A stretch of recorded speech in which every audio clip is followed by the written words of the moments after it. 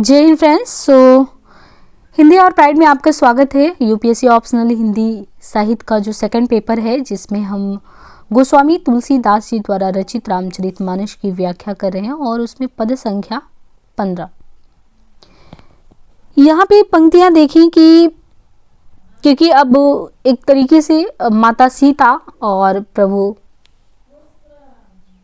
हनुमान दोनों लोग मिल गए हैं और अपनी व्यथा जो है आपस में व्यथा कथा बांट रहे हैं, क्योंकि इतने समय बाद ऐसी स्थितियों से गुजरने के बाद जब मिलते हैं तो भाव विवल होना स्वाभाविक सी बात है। यहाँ पे प्रस्तुत पंक्तियां जो कि हनुमान जी सीता जी को श्री राम का संदेश सुनाते हैं। कहो राम वियोग तव सीता, मोह कह सकल भयो विपरीता। नौ तरु किशले मनहु कृशानु, काल निशा सम निशि शशि भानु। कुबले विपिन कुंत बनसरीषा, बारिद तपत तेल जनु वरीषा। जे हित रहे करत ते पीरा, उरग श्वास समत्रिवत समीरा। कहु त कछु दुख घटि होई, काहे कहू यह जाने न कोई। तत्व प्रेम कर मम अरु तोरा, जानत प्रिया एक मन मोरा। सो मनु सदा रहत तोहि पोई, पाई जानु प्रीति रस एतन माही। हनुमान जी ने कहा, श्री राम ने ये कहा है कि हे सीते, तुम्हारे वियोग में मेरे लिए प्रकृति के सभी पदार्थ प्रतिकूल प्रतीत होते हैं। वृक्ष के नए लाल पत्ते अग्नि के समान, रात्रि काल रात्रि के समान एवं चंद्रमा सूर्य के समान प्रतीत होते हैं। मतलब कि अपने वियोग की बात कर रहे हैं सीता जी को कि प्रकृति में जो भी उपस्थित है, जो कि एक तरीके से लालित्यपूर्ण सौंदर्य युक्त है, वो हमें प्रतिकूल स्थिति में लगता है। तुम्हारे वियोग की दशा में कमलों का समूह भालों के समान लगता है। मेघ मानो गर्म तेल की वर्षा कर रहे होते हैं। तुम्हारे वियोग में सुख कारक वस्तुएं जो होती हैं वो पीड़ादायक होती हैं। वन की शीतल वायु भी मानो सर्प के सांस जैसी जहरीली और गर्म लगती है। मन का दुख किसी के सामने कह देने से कुछ कम तो हो जाता है, परंतु मैं अपने मन की पीड़ा किससे कहूँ, इसे कोई और नहीं समझ सकता। हे प्रिय, तुम्हारे और मेरे प्रेम की अनुभूति सिर्फ मैं ही समझ सकता हूँ, और वह मन सदा तेरे पास ही रहता है। बस इतने में ही मेरे प्रेम का सार तू समझ ले। माता सीता श्री राम जी का यह संदेश सुनकर आत्मविभोर हो गई हैं और उन्हें अपने शरीर की सुध-बुध नहीं रही। हनुमान जी ने कहा, हे माता, हृदय में धैर्य धारण करो तथा सेवकों को सुख प्रदान करने वाले श्री राम का स्मरण करो। श्री राम की प्रभुता का ध्यान करो और मेरी बातों को सुनकर कायरता का त्याग करो। यह राक्षसों का दल तो पतंगों के समान है और श्री राम के बाण अग्नितुल्य, अतः राक्षसों को भस्म है ही समझकर हे माता धैर्य धारण करो। विरणी सीता को सांत्वना देने के लिए निमित्त हनुमान श्री राम की वियोग दशा का चित्रण करते हैं। प्रथम चौपाई में प्रकृति का उद्दीपन रूप चित्रण होता है। इस प्रसंग में भी राम वियोग वर्णन, साथ ही साथ प्रकृति का भी नैराश्य भाव में होना, षट ऋतु की व्यंजना, तो संपूर्ण दोहे में कह सकते हैं कि जो विद्यमानता है विरह की स्थिति की है, साथ में प्रकृति भी उस विरह में एक विरहिणी की भांति कल्पित हो रहा है। आगे की पंक्तियों की बात करें, जो रघुवीर होत सुध पाई, करते नहीं विलंब रघुराई। राम बनी रवि ओ जानकी, तम बरतु कहा जात धान की। अबहि मातु मैं जान लवाई, प्रभु आयुष नाहि राम दोहाई। कछुक दिवस जननी धरु धीरा, कपिन सहित अहरि रघुवीरा। निशिचर मारी तोहि ले जाई, त्युपुर नारद ददि जैसो गाई। है सुत कपि सब तुम ही समाना, जातु धान अति भट बलवाना। मोरे हृदय परम संदेहा, सुन कपि प्रकट कीन निज देहा। कनक भूधरा कर शरीर, समर भयंकर अति बलवीरा। सीता मन भरोस तब भयो, पुनि लघु रूप पवन सुत लायो। सुन माता शाखा मृग नहीं, बल बुद्धि विशाल। प्रभु प्रताप ते गरुड़हि, खाई परम लघु व्याल। प्रस्तुत पंक्तियों में बात करें तो हनुमान जी सीता जी को विश्वास दिलाते हैं कि उन्हें मुक्त कराने हेतु श्री राम शीघ्र ही आएंगे। यदि श्री राम को आपका समाचार ज्ञात होता है तो रघुवीर जो है विलंब नहीं करते। यानी कि ये पता ही नहीं था कि आप कहाँ हैं। हे माता सीता, श्री राम के बाणों के उदय होते ही राक्षसों के सेना रूपी अंधकार कहाँ से रहेंगे। हे माता, मैं आपको अभी लिवा जाऊं? मैं दुहाई देकर कहता हूँ श्री राम के लिए, इसके लिए तो मैं आज्ञा लिया नहीं हूँ। हे माता, कुछ दिनों तक और धैर्य रखें। श्री राम यहाँ बानरों के साथ आएंगे, राक्षसों के प्राण हरण कर तुम्हें ले जाएंगे। नारद आदि ऋषि तीनों लोग उनका यश गाएंगे। हे पुत्र, क्या सभी वानर तुम्हारे ही सदृश लघुकाय हैं? राक्षसों के योद्धा तो बड़े ही शक्तिशाली हैं। मेरे हृदय में बहुत ही एक परम संशय लगता है। इसे सुनकर कपि हनुमान ने अपनी देह प्रकट की, जो सुमेरु कनक भूधार, यानी अपने को विस्तृत किया। वैसे तो बहुत सूक्ष्माति रूप धारण करके वो प्रवेश किए थे।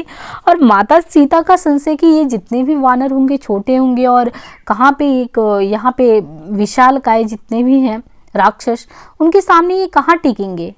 तो हनुमान जी भी अपनी देह प्रकट किए और जो सुमेरु के भांति पर्वत के आकार का समान शरीर और युद्ध में भयंकर एवं शक्तिमय शौर्य संपन्न ऐसी स्थिति को दिखाए। तब सीता जी के मन में भरोसा हुआ कि नहीं, मैं तो गलत सोच रही थी। और हनुमान ने पुनः लघु रूप धारण कर लिया। हे माता सुने, बंदरों यानी शाखा मृग में बहुत बल बुद्धि नहीं है, किंतु प्रभु श्री राम की महिमा से अत्यंत छोटा सर्प भी गरुड़ को खा सकता है। यह प्रसंग रामचरितमानस और आध्यात्म रामायण में समान रूप से मिलता है। यानी ये जो प्रसंग है कि माता सीता से इस तरीके से बातचीत होता है हनुमान जी का, तो ये प्रसंग जो है रामचरितमानस और आध्यात्म रामायण दोनों में समान रूप से मिलता है। हनुमान द्वारा पर्वताकार रूप धारण करने का उद्देश्य सीता के हृदय में अपने कथन के प्रति विश्वास उत्पन्न करना है। राम बाण रवि वो जो एक दोहे में है कि गरुड़ और सर्व का स्वाभाविक वैर प्रकट होता है कि किस तरीके से ये नहीं समझना चाहिए कि कोई छोटा है बड़ा है। और उसके सामर्थ्य की बात की जाए तो जब होता है कि मन में दृढ़ निश्चय है किसी चीज़ को करने की, तो और चीज़ें तो फिर साइड हो जाती हैं और जो मन में रहता है बस वही होता है। यहाँ पे कुछ वही जो है तर्क निकल के आता है। मन संतोष सुनत कपि बानी, भगति प्रताप तेज बलसानी, आशीष दीन राम प्रिय जाना, हो तात बलशील निधाना, अजर अमर गुण निधि सुत होऊ, करहु बहुत रघुनायक छोहु, करहु कृपा प्रभु अस सुनि काना, निर्भर प्रेम मगन हनुमाना। अब राक्षसियों की अनुपस्थिति में सीता जी के सामने हनुमान जी तो उपस्थित हुए थे और बातचीत भी हो गई। भक्ति प्रताप तेज और बल से युक्त कपि के मुख से वचन सुनकर सीता जी को संतोष भी हुआ और उन्हें हनुमान जी को राम भक्त जानकर आशीर्वाद भी दिया। हे तात, तुम शक्ति और शील के भंडार लगते हो, क्योंकि जो भी चीज था तुमने एक तरीके से उसको साबित करने का पूरा प्रयास किया। हे पुत्र, तुम युवा अमर तथा गुणों के धनी हो, तुम पर श्री रघुनाथ जी की कृपा हो, प्रभु कृपा करे। ऐसा कानों से सुनकर हनुमान जी प्रभु प्रेम में निमग्न हो गए। सीता जी के चरणों में बारंबार सिर नवाया और हाथ जोड़कर अपनी बात बोले। हे माता, मैं धन्य धन्य हो गया, आपका आशीर्वाद अटल है, ऐसा सभी जानते हैं। हे माता सुनो, यहाँ पेड़ों में सुंदर फल देखकर मुझे बहुत भूख लग गई है। सुनो पुत्रो, यहाँ भारी भरकम राक्षस योद्धा बगीचों की रखवाली कर रहे हैं। हनुमान जी ने कहा, हे माता, मुझे उनका कोई डर नहीं है, अगर आप खुशी से आज्ञा दे। बुद्धि और बल में हनुमान जी को निपुण देकर सीता जी ने कहा, जाओ। हे तात, श्री राम के चरणों को हृदय में धारण कर मधुर फल खाओ। यह प्रसंग वाल्मीकि रामायण और वाल्मीकि जो दोनों ही एक तरीके से रामचरितमानस में भी देखिए, वाल्मीकि रामायण में देखने को मिलता है। और वाल्मीकि रामायण के अनुसार जो दूत अपने स्वामी का काम किए बिना यूं ही चला जाता वह अधम है। इस प्रसंग में हनुमान का फल खाने का प्रसंग इसी अर्थ की भूमिका के रूप में व्यक्त हुआ है। वैसे देखे तो श्री राम जी का अभी तक जब तक उन्होंने सीता जी को ढूंढ नहीं निकाला था तब तक तो वही धर्मिता दिख रही थी, कर्तव्यनिष्ठता की। और अभी वो थोड़े निश्चिंत हुए क्योंकि माता सीता का वो पता लगाए थे। चले हो नाई बैठो बागा, फल खाए सी तरो तो लागा, रहे तहाँ बहु बट रखवारे, कछु मारे से कछु जाए पुकारे, नात एक आवा कपे भारी, तेही अशोक बाटिका उजारी, खाए सी फल अरु बिटब उपारे, रक्षक मर्द मर्द मह डारे, सुनी रावण पठाए बट नाना, तीन ही देख गुर्जयो न हनुमाना, सब रजनीचर कपि संहारे, गए पुकारत कछु अधमारे, पुनि पठायु तेई अचकुमारा, चला संग ले सुपट अपारा, आवत देख विटब गई तरजा, ताही निपति महाधुनि गरजा। कछु मारस कछु मर्द से, कुछ मिलाए सो धूर धूर, कछु पोन जाई पुकारे प्रभु मरकट बल भोरे। अब क्योंकि सीता जी की आज्ञा पाकर जब हनुमान जी अशोक वाटिका में फल खाने लगे तो हनुमान जी मस्तक झुकाकर सीता जी को प्रणाम कर बाग में प्रवेश करे। कुछ फल खाकर वो पेड़ों को तोड़ने लगे। वहां कई योद्धा रक्षक थे क्योंकि माता ने पहले ही चेताया था। कुछ को उन्होंने तो मार डाला, कुछ ने भागकर रावण के पास पुकार भी लगाई, हे नाथ, एक विशाल बंदर आया है, उसने अशोक वाटिका को उजाड़ दिया है, फल खाकर पेड़ों को उखाड़ दिया है, रक्षकों को भी पटक पटक कर मार डाला। ये सुनकर रावण ने अनेक योद्धाओं को भेजा। उन्हें देखकर हनुमान जी ने गर्जना की। कपि के हाथों सभी राक्षस मारे गए। कुछ अधमरे राक्षस पुकारते हुए भागे। इस पर रावण ने अपने पुत्र अक्षय कुमार को भेजा। वो अपने साथ अनगिनत योद्धाओं को लेकर चला। उन लोगों को आता देख हनुमान जी एक बड़े पेड़ उखाड़कर उन पर दे मारे और उन्हें मारकर बड़ी जोर से गर्जना की। कुछ योद्धाओं को मार डाला, कुछ को मसड़ डाला, कुछ को पकड़कर धूल में मिला दिया और कुछ ने तो पुनः जाकर प्रार्थना की, हे प्रभु, यह बंदर तो बहुत बलवान है। अब ये सभी प्रसंग के माध्यम से तुलसी जी ने राक्षसों के संहार और लंका दहन की भूमिका बात दी है कि यहीं से ये चीजें शुरुआत हो चुकी हैं। और राक्षसों के संहार के प्रसंग में वाल्मीकि ने व्यास शैली अपनाई है, जबकि तुलसी जी ने समाज शैली अपनाई है, अर्थात एक या दो शब्दों तो पंक्तियों में ही उसका उल्लेख कर देना। और हनुमान जी का अत्यधिक बलशाली रूप भी यहाँ पे चित्रित हुआ है।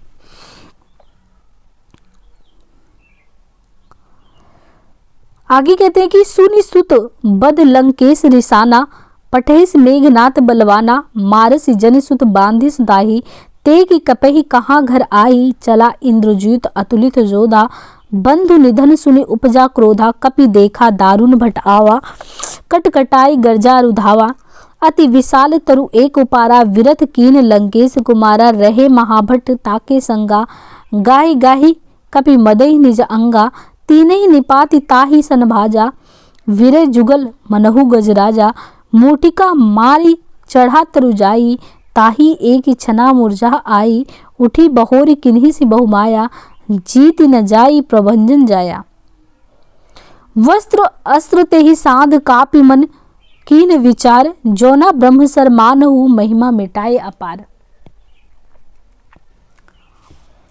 अब प्रस्तुत पंक्तियों में क्योंकि जो एक हलचल वहां पे उत्पन्न हो गया था हनुमान जी द्वारा राक्षसों के संहार करने पर, मेघनाथ जब स्वयं राक्षसों के दल के साथ उनका मुकाबला करने यहाँ पे आते हैं तो स्थिति कुछ अलग हो जाती है, क्योंकि काफी लोग आते हैं और वो परास्त होकर चले जाते हैं। ऐसे में पुत्र का वध सुनकर रावण क्रोधित हो जाता है और उसने शक्तिशाली मेघनाथ को भेजा।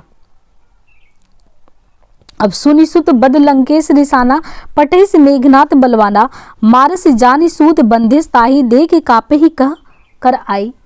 ने शक्तिशाली मेघनाथ को भेजा, हे पुत्र, उसे माना नहीं, बांध कर ले आना। देखूं तो बंदर कहीं से, और ये बंदर कौन है, कहां से आया है। इंद्र पर विजय पाने वाला वह बेजोड़ योद्धा चला। भाई का निधन सुनकर वो बहुत ही क्रोधित था अंदर से। हनुमान जी ने देखा कि बड़ा भयंकर युद्ध चला आ रहा है, यानी योद्धा जो आ रहा है उनकी तरफ, तो वे कटकटा कर गरजते हुए उस पर झपटे। एक अत्यंत विशाल पेड़ उखाड़ा और लंकेश्वर के पुत्र को बिना रथ का कर दिया। उसके साथ जितने भी बड़े बड़े योद्धा थे उन्हें पकड़ पकड़ कर हनुमान जी अपने शरीर से रगड़ रगड़ कर मसलने लगे। उन्हें मार कर वे उसके साथ जा भिड़े। वे दोनों ऐसे लड़ रहे थे जैसे दो हाथी भिड़ गए हों। हनुमान जी ने मेघनाथ को एक मुक्का मार कर और पेड़ पर जा चढ़े। उसे क्षणभर के लिए बेहोशी आ गई। बेहोशी से उठकर उसने बहुत माया का सहारा लिया, परंतु पवन सुत पुत्र उसके वश में नहीं आया। उसने मेघनाथ ने ब्रह्मास्त्र साधा। तब कपि ने मन में विचार किया, यदि मैंने ब्रह्मास्त्र का मान न रखा तो इसकी अपार महिमा है जो वो मिट जाएगी। हनुमान जी का यहाँ पे अत्यंत बलशाली विशालकाय रूप वर्णित हुआ और मेघनाथ द्वारा हनुमान पर चलाया गया ब्रह्मास्त्र भी हनुमान को बांधने में असमर्थ था, किंतु ब्रह्मास्त्र की मर्यादा रखते हुए हनुमान जी अपनी इच्छा से बच जाते हैं। तो ब्रह्मास्त्र में अपनी इच्छा से बच जाने का प्रसंग तुलसी जी की लोक संग्रह दृष्टि का एक दृष्टांत है। ब्रह्म बाण कपि कहु तोई मोरा, परते ही पर कंटुक संघारा, ते ही देखा कपि मूर्छित भयो, नाग पास बाधो ले गयो, जासु नाम जपि सुनो भवानी, भव बंधन काटे नर ज्ञानी, तासु दूत के बदुतर आवा, प्रभु कारज लगी कपि बधावा, कपि बंधन सुनि निश्चर धाये, कौतुक लागी सभा सभाए, दसमुख सभा दिखी कप जाई, कही न जाई कछु अति प्रभुताई। कर जोर सूर दिसीप विनीता, भ्रुकुट बिलोकत सकल सभीता। देखि प्रताप ना कपि मन शंका, जिमि अहिगन महु गरुड़ असंका। कापि विलोक दशानंद, विहसि काहि दुर्बाद। सूत सुत बद सूरत कीन्ह क्या, पुनि उपजा हृदय विषाद। अब देखिए, क्योंकि यहाँ पे जो भाई की स्थिति को देखकर जाते हैं मेघनाथ, तो मेघनाथ से युद्ध में हनुमान जी ब्रह्मास्त्र की मर्यादा रखते हुए अपनी इच्छा से बध जाते हैं। मेघनाथ जी ने ब्रह्मास्त्र चला दिया, उसके लगते ही कपि पेड़ से इस तरह गिरे कि वह अनेक योद्धा दबकर वहां पे मर गए। जब उसने देखा कि कपि बेहोश हो गए हैं, तब उन्होंने उन्हें नागपास में बांध कर ले चल पड़े वो, और इस तरीके से कहते हैं कि शिव जी कहते हैं कि हे पार्वती सुनो, जिन प्रभु राम का नाम लेकर समस्त ज्ञानी मुनि संसार के बंधन से मुक्त होते हैं, क्या उसका दूत किसी के बांधने से बंध सकता है? यह तो प्रभु का कार्य है, जिसके लिए कपि ने स्वयं को बंधवा लिया। कपि का पकड़ा जाना सुनकर राक्षस दौड़ पड़े उत्सुकतावश, क्योंकि जिस तरीके से वहां पे परेशान कर रखे थे, तो वो लोग उत्सुकतावश सभी सभा में जुट गए। रावण की सभा को हनुमान जी ने देखा, वहां के वैभव का वर्णन करना संभव भी नहीं है। सभी देवता और दिक्पाल विनीत भाव से भयभीत होकर रावण की तनी हुई भौ को निहार रहे थे, परंतु वहां के वैभव से जो कपि थे, कपि के मन में भय उत्पन्न नहीं हुआ। वे वहां ऐसे निडर खड़े थे जैसे सर्पों के बीच गरुड़ निर्भय रहता हो। हनुमान को बधा हुआ देखकर रावण दुर्वचन कहता हुआ जोर से हंसा, फिर पुत्र वध की याद आने से वो हृदय से शोकाकुल हो गया। यानी उसको लगा कि हम एक जीत हासिल कर लिए, लेकिन साथ ही साथ उसे ये भी लगा कि अपने बेटे को भी खो दिए हैं।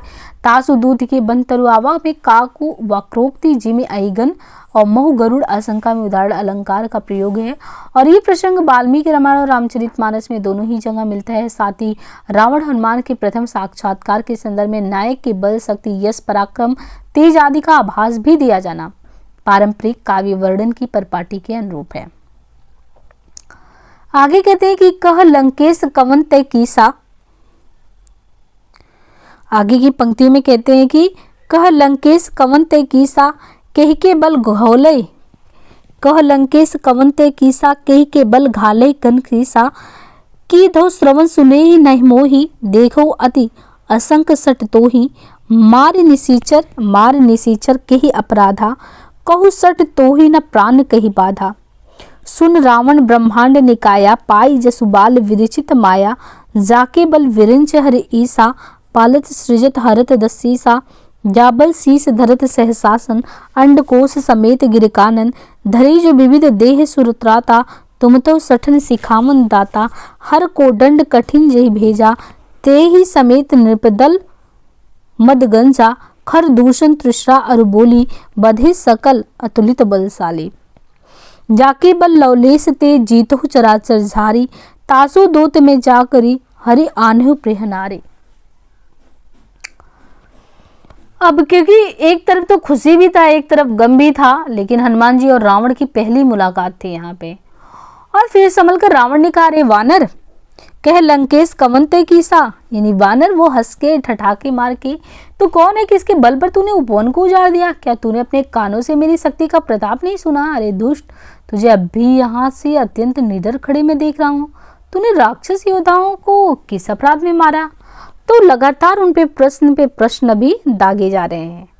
अरे मूर्ख, क्या तुझे अपने प्राणों की परवाह नहीं है? हनुमान जी ने कहा, हे रावण सुनो, जिसका बल पाकर माया समस्त ब्रह्मांड की रचना करती है, हे दशानन, जिसके बल से ब्रह्मा विष्णु महेश से संसार की रचना, पालन और संहार करते हैं, जिसके बल से हजारों मुखों वाले शेषनाग पर्वत और वन सहित इस पृथ्वी को अपने सिर पर धारण करते हैं, जो देवताओं की रक्षा के लिए समय समय पर विभिन्न अवतार लेकर हमारे समक्ष प्रकट होते हैं, जो तुम्हारे जैसे मूर्खों को सीख देने वाले होते हैं, जिसने शिव जी का प्रचंड धनुष तोड़ रखा हो, तुम्हारे समेत सभी राजा लोगों के घमंड को चूर चूर जो कर देता हो, खर दूषण तृष्णा और बाली जैसे शक्तिशाली योद्धाओं को मार डाला हो, जिनका जरा सा बल पाकर तुमने सबको वशीभूत कर लिया है और उनकी प्रिय अर्धांगिनी का हरण कर लिया, मैं उन्हीं का दूत हूँ। तो इस तरीके से बहुत ही चतुराई पूर्वक जो है अपना इंट्रोडक्शन जो है ये हनुमान जी द्वारा दिया जाता है। और ये प्रसंग हनुमान नाटक और वाल्मीकि रामायण से प्रभावित है। प्रथम चौपाई में कि धौ श्रवण से तात्पर्य कि यदि तुमने मेरे प्रताप को सुना होता तो ऐसा काम नहीं करता और इतने निर्भीक भी नहीं होता। मतलब एक तरीके से रावण को लगता है कि मेरे प्रताप यानी मैं जिस तरीके से हूँ दशानन और मेरे पास जितना शक्ति अगर सुना होता तो नहीं करता।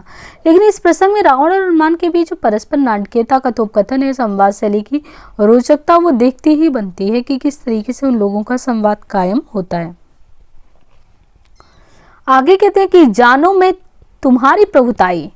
अब क्योंकि एक बार तो ये हुआ कि प्रभुताई उनकी जो थी उनका बखान जानते हुए भी हनुमान जी को उससे कोई फर्क पड़ने वाला था नहीं, लेकिन कहते हैं कि जानो मैं तुम्हारी प्रभुताई सहस बाहु, यानी कहते हैं कि जानो मैं तुम्हारी प्रभुताई सहस बाहु सनपूर लड़ाई मर बाली सनकर जस पावा सोनी कपि बचन विहिस पहरावा खायु फल प्रभु लागी भूखा कपि स्वभाव ते तोरो रोखा सबके देहि परम प्रिय स्वामी मारे ही मोहि कुमार अगगामी जिन मोरी मारा ते मैं मारा ते ही पर बांधे तने तुम्हारा मोहि न कछु बाधे कोई लाजा किन चहु निज प्रभु कर काजा बिनत करेऊ जोरी कर रावण सुनहु मान तजी मोर सिखावन देखो तुम निज कुलहि विचारी भ्रम तजी भजऊ भगत भयहारी जाके डर अति कोल डराई जो सुर असुर चराचर खाई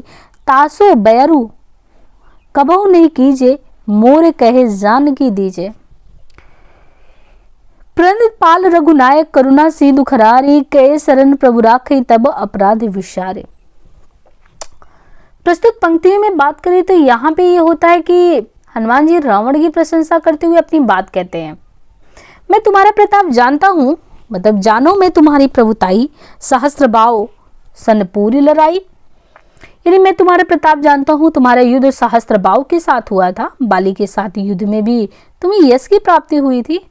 और हनुमान जी की बातें सुनकर वह हंसकर चल दिया। हे प्रभु मुझे भूख लगी है तो मैंने फल खा लिए, वानर के स्वभाववश वेड़ों को तोड़ा। हे स्वामी अपनी देह सबको प्रिय होती है, कुमारगी राक्षस मुझे मारने लगे, जिन्होंने मुझे मारा मैंने भी उन्हें मारा, इस पर भी तुम्हारे पुत्र ने मुझे बात दिया। मुझे बधे होने की लज्जा नहीं है, मैं तो केवल अपने प्रभु का काम करना चाहता हूँ। हे रावण हाथ जोड़कर प्रार्थना करता हूँ, अपना अहंकार त्याग कर मेरी शिक्षा सुनो, तुम अपने श्रेष्ठ कुल का ही विचार करो, अतः सभी भ्रमों को छोड़कर भक्त के यानी भक्तों के भय को दूर करने वाले प्रभु को भजो। सुर असुर और चराचर मात्र को खाने वाला काल भी जिसे अत्यंत भयभीत होता है उनसे वैर कभी नहीं करना चाहिए। मेरे कथन के अनुसार सीता जी को आपको लौटा देना चाहिए। वैसे भी श्री राम शरणागत की हमेशा रक्षा करते हैं, वे दया के सागर भी हैं। शरण में जाने पर भी तुम्हारा सारा अपराध जो है वो भुलाकर अपने शरण में रख लेंगे। तो देखिए भांति भांति तरीके से यानी जो समझाने का उपक्रम हनुमान जी द्वारा किया गया रावण को, हालांकि वो समझा नहीं। और यहाँ पे अगर देखें तो दोहे में तुलसीदास जी द्वारा बहुत ही यानी श्री राम की शरणागति की अनुकंपा का वर्णन किया गया है कि किस प्रकार रावण को ये समझाया गया, लेकिन रावण इस चीज़ को तो मानता नहीं। लेकिन ये है कि प्रसंग इस बारे में है कि मतलब भांति भांति तरीके से जो है समझाने का प्रयास किया गया था। रामचरण पंकज उर धरहु लंका अचल राज तुम करहु ऋषि पुलिस जसु बिमल मयंका ते ही शशि मोहजनी हो कलंका राम नाम बिनु गर्जन सोहा देख विचार त्यागी मदमोहा बसनहीन नहीं सोह सुरारी सब भूषण भूषित नरबारी बरनारी राम विमुख संपत्ति प्रभुताई जाई रही पाई बिन पाई। रामचरण पंकज उर धरहु, ये पंक्तियों के माध्यम से ये है कि राम चरण पंकज धर उर धरहु। यदि प्रस्तुत पंक्तियों में देखें तो हनुमान जी ने जब रावण को प्रभु श्री राम के शरणागत होने के लिए समझाया, तो क्योंकि अब उस पर प्रतिक्रिया जो थी रावण की तो वैसे सार्थक दिखती नहीं, तो वो श्री राम की चरण कमलों को हृदय में धारण करो ऐसा कहा गया। लंका पर तुम निर्विघ्न राज करो, महर्षि पुलस्त्य की कीर्ति निर्मल चंद्र समान है, इस चंद्रमा में तुम धब्बा ना लगाओ। राम नाम के बिना वाणी की शोभा नहीं होती, अहंकार और माया को तुम त्याग दो। विचार करो सभी आभूषणों से सजी सौरी सुंदर स्त्री भी बिना वस्त्र धारण किए शोभित नहीं होती। भगवान राम से विमुख होकर प्राप्त की गई तुम्हारी संपत्ति और ऐश्वर्य का मिलना और न मिलना सब एक जैसा है।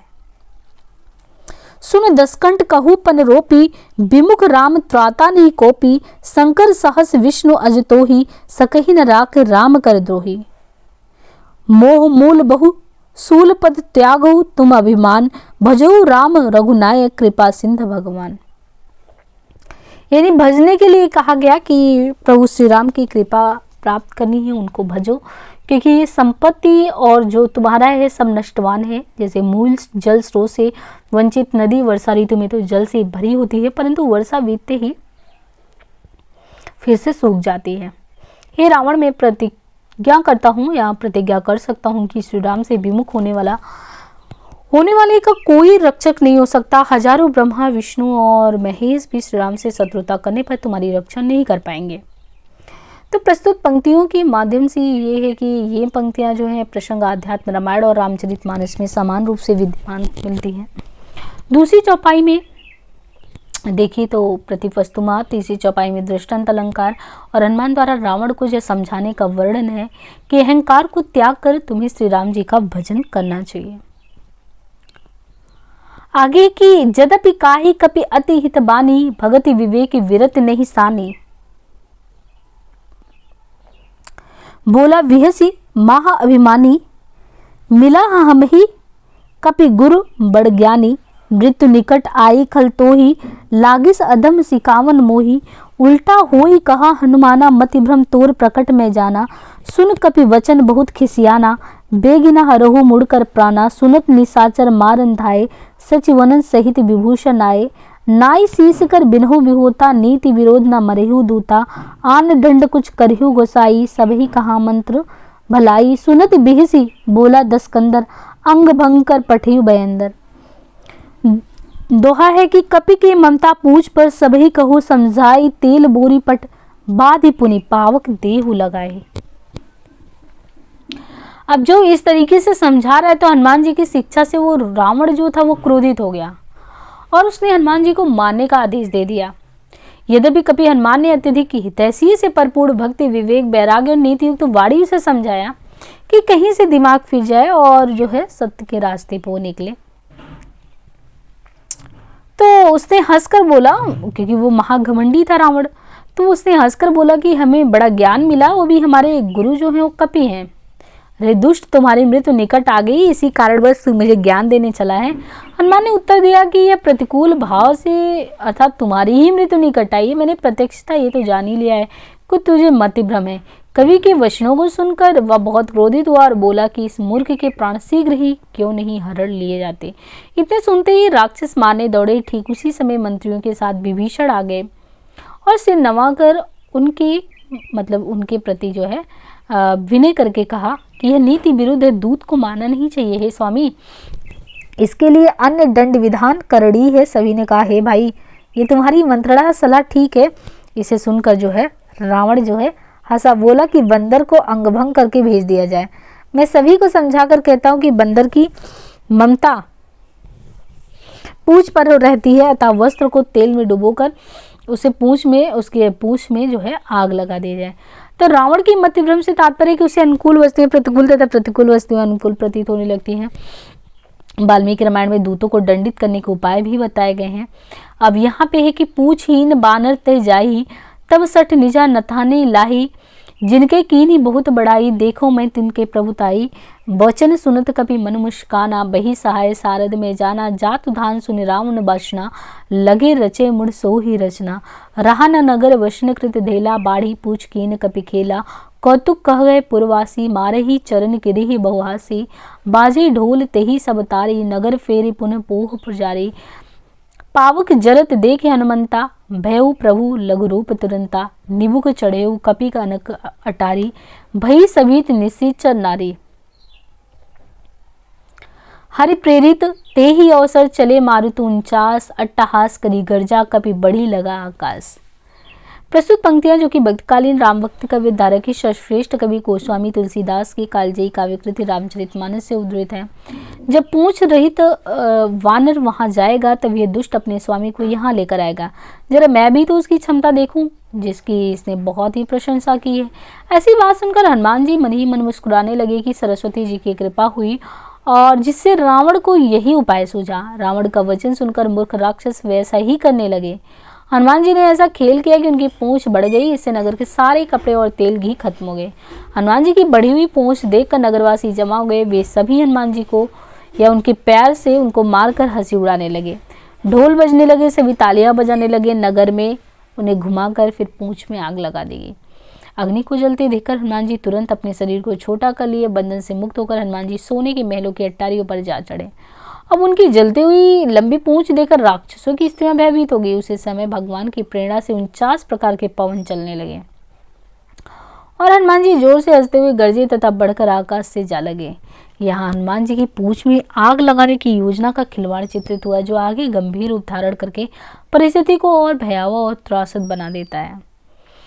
और हनुमान के रौद्र रूप की पृष्ठभूमि भी यहाँ दिखती है। और मारुत जो 49 माने गए हैं, उनके सौतेले भाई इंद्र ने गर्भ में ही काट कर उनके 49 टुकड़े कर डाले थे। इसी कारण मारुत यानी पवन 49 प्रकार के माने जाते हैं। सो ये कुछ विशेष जानकारियाँ भी दी गई हैं। आज के लिए इतना ही रखते हैं। बाकी अभी ये करीबन 60 पद है और हमने 25 पद तक कर लिया है। धन्यवाद।